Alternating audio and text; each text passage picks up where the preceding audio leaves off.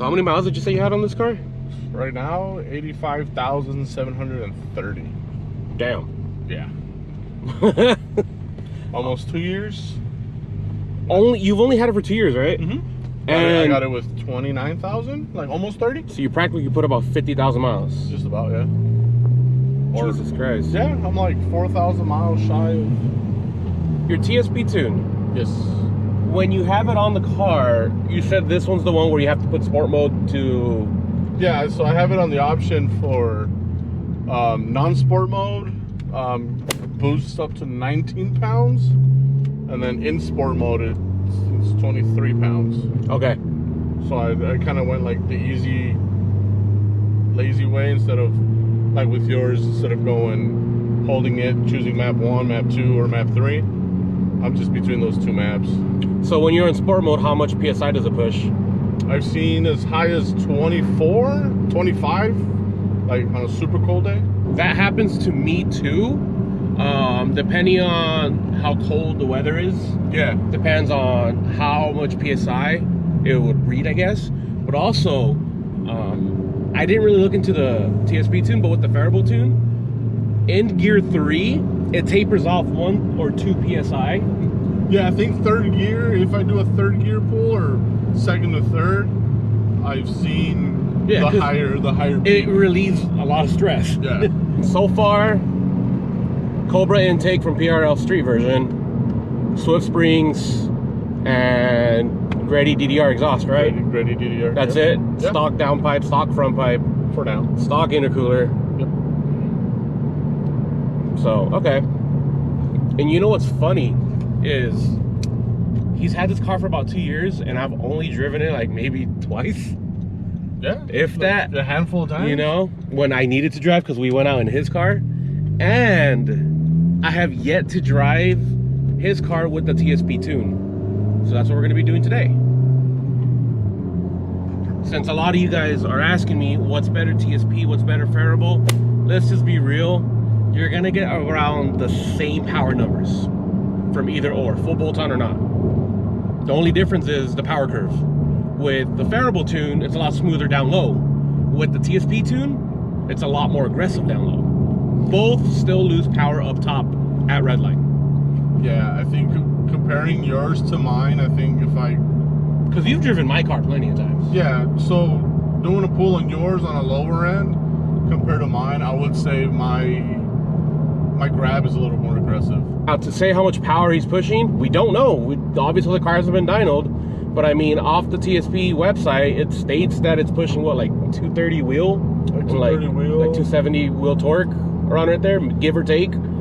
Obviously, given between different altitudes and dyno reads, like everything, there's so many different reasons for it to be reading different. One thing that I will say is, yes, his car wasn't tuned all 85,000 miles on the car, but when he bought the car, it was pre-tuned because Ktuner, the head unit was already pre-installed. You already had Honda Hack in the car, huh?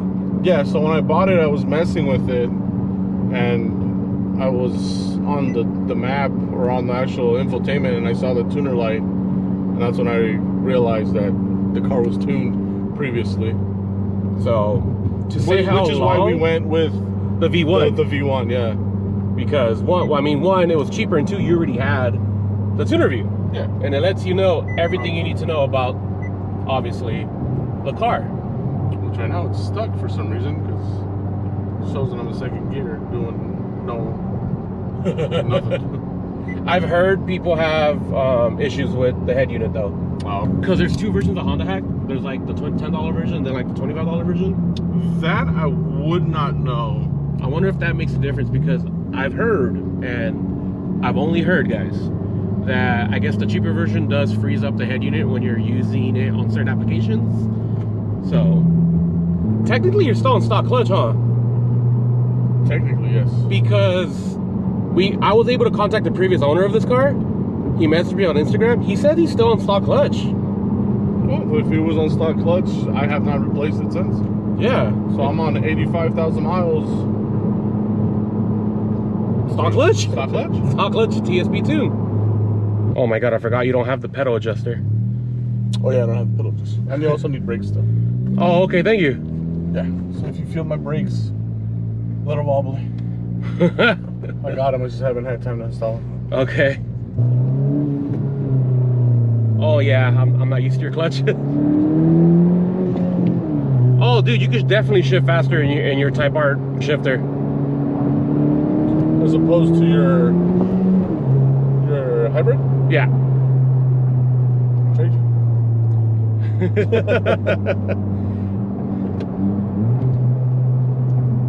You know, I will say, here, I'm gonna move this down. Trying to. It does feel a little bit different. compared to yours? Yeah, it definitely does feel a little bit different on third gear. Because third and fourth gear is where these cars shine, especially when you're tuned.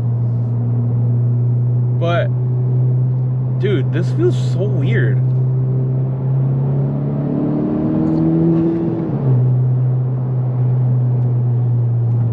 Yeah, I'm gonna have to buy you that pedal adjuster. I bought it for Myra's car, dude, and she said it was a world of a difference. But on this car,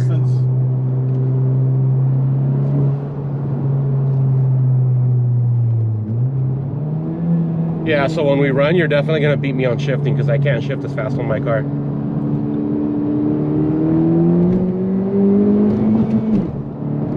Yeah, you shift so much faster in your car. Definitely, I'm pretty sure it's the shifter, because in my car, I'll even let you drive it after. In my car, when you're shifting between gears from the hybrid racing, it's like a clunk. So, oh, just from how solid it is? Yeah, I'm assuming that's what it would be, because with this, it just shifts into gear no problem. Yeah, I still have the Type R shifter at the house. I just hate how loose it would be, so I would have to. Oh well, I guess mine has the center spring dampener. Mm-hmm. That's 21 psi in second gear. That was 22. That was 22 right there. Yeah, I'd probably be hitting like 23 on mine, but I'm pretty sure it's because the car's it's getting heat soaked right now from me doing stupid pulls like that right here. What's been the biggest win for you when it comes to like a random car pulling up next to you? Because I remember you said you kept up with a Type R, but that's only... yeah, I think that one will probably be my best L, I will say. My best L? That's the best. That's a good way to put it. Yeah, it is like a best L, because that Type R was probably... I was at his doors. Like, between his doors on that pull. And then raced Jordan's 8th gen, got him. I raced a few V6 Camaros, got a W on those, and then just got spanked by a fucking WRX. Oh my god, that's so much louder than mine, dude. This is probably gonna make me want to switch over. Come to the dark side, Tony. Oh my god, that's so much louder. Yeah, dude, this car, I feel like the way you drive it, because you drive it kind of aggressive almost every day, huh? On a daily, yeah. Yeah, you drive it pretty aggressive. You're taking it to the canyons. Well, I haven't taken it since I quit my other job, because now I just go up the grade, and that, like, my job is literally right off the first exit off the freeway, up the grade. And then down the grade, I'm 2 exits off, so. But I mean, no complaints so far, right? No. Yeah, dude, definitely you do have a lot less boost lag than I do, considering you still have the stock intercooler. That intercooler that I have, the 271 intercooler, definitely does give me a little bit of boost lag. Yours is like instant, but at the same time, you do get heat soaked a lot faster. Yeah. So the fact that you went with the Cobra intake, because it actually gets colder air better than mine, technically, it's probably the better move. Yeah, and actually, since I've had it, it's been about a year now. We've had a few heavy rainstorms down here, and I've had no issues with it. Yeah, because that was my main issue. And yesterday, it was just raining yesterday. That like random ass spring storm we got. it ranged from like Thousand Oaks to Camarillo. Had no issues. I've had no issues with the intake in the rain. Gotcha. Guys, 85,000 miles on this Honda and it still runs like a champ. I'm pretty sure you can get a lot more out of it considering you take care of all your maintenances on time. Other than your brakes. Other than my brakes. Yeah, whatever. It's all good. But, yeah, dude. Dude, this is a fat intake. Ignore how dirty it is, but this is a fat intake. Gonna let the car cool down for a bit just to ensure that he's not as heat soaked as we think. Pretty much it, guys. 85,000 miles on this car, TSP tuned. As far as we know, it's a stock clutch, but then again, at least that's what we think it is. It definitely does not feel like my 2020 stock clutch when I had it stock, so we'll see how that one goes. But for his car, basically, I think he said he's going to be going with an Rv6 Catted Downpipe and front pipe, and then a Phearable intercooler, and we'll be doing that as soon as he's ready for it. I keep telling him to get like that Type R rear diffuser that I have, lip kit, and that front lip will definitely bring out how this car looks. Look, he already has it wrapped on top, but obviously that's how it came. We do need to rewrap this, and I actually do want to wrap my car on the top. But seeing these cars side by side, guys, funny how he has the sedan and I have the coupe. Anyways, guys, that's gonna be it for today's video. This was a really random one. I really wanted to drive his car around. TSP, honestly, it does feel a lot more aggressive than my Phearable. Definitely does feel a lot more aggressive than my Phearable. But my car does pull a lot harder only because it breathes better. That is the only difference right there. But because I've driven both with just intake and exhaust, honestly, I'm gonna say Phearable is probably a little bit better for me for my daily driving because I am a very conservative driver. I've driven it on map 1 a lot, which is 19 PSI. And map 2, I've daily driven it. Now I daily drive it on map 3, considering I have the Type R clutch. But it's all good. I have had no issues on mine. The knock control definitely did go up a lot more on mine than it did on his. So to pretty much end the video right here, let's see, Phearable or TSP, which one's better? I think that's more opinionated. Opinionated? Is that how you would say it? Based on your own opinion, basically.